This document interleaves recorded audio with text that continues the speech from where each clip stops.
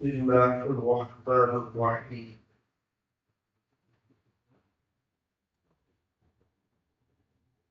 من الكرد حقيقத்தை எவருக்கு தன்னுடைய பிரியமான இரு பொருட்கள் மறிக்கப்பட்டு விடுமோ, அதாவது கண்கள், ஹகீபத்தை இரு கண்கள்.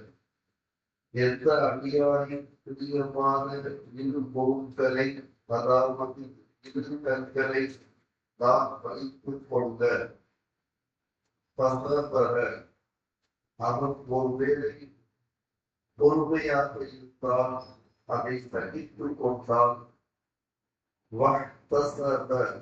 அல்லாஹ்விடத்தில் நன்மையையும் கூட்டியையும் ஆதரவு வைத்தால்,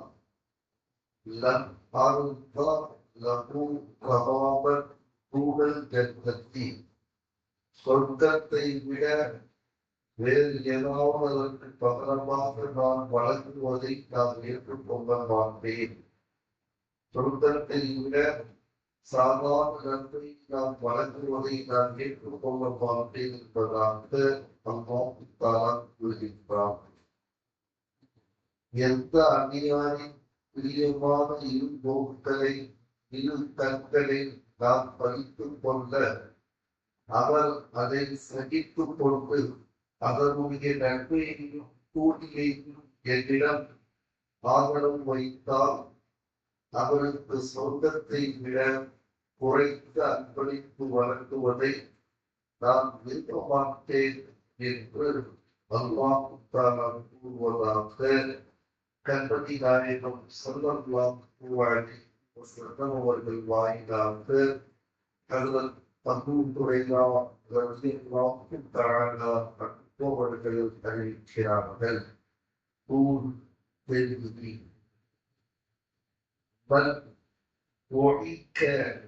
எவனுக்கு காய்ச்சல் வந்து அந்த காய்ச்சல் லைலத்தன் ஒரு இரவு முழுக்க இருந்தால்,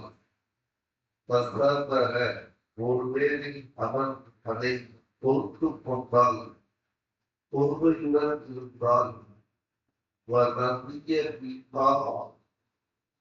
அந்த காய்ச்சலுக்கு பகரமாக அவர் அல்லாஹ்வை திருப்தி அடைந்தால், அறிவாகி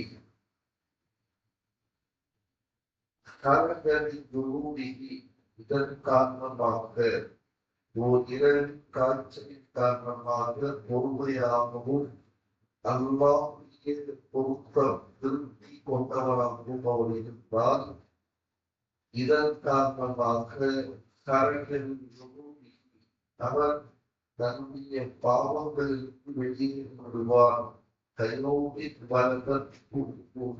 அந்த நாளை போன்று எந்த நாளில் அவருடைய தாயுடைய வயிற்றிலிருந்து அவர் பிறந்தாரோ, அந்த பாவங்களை போன்று தன் பாவங்களை விட்டும் பரிசுத்தமாகி விடுகிறார்.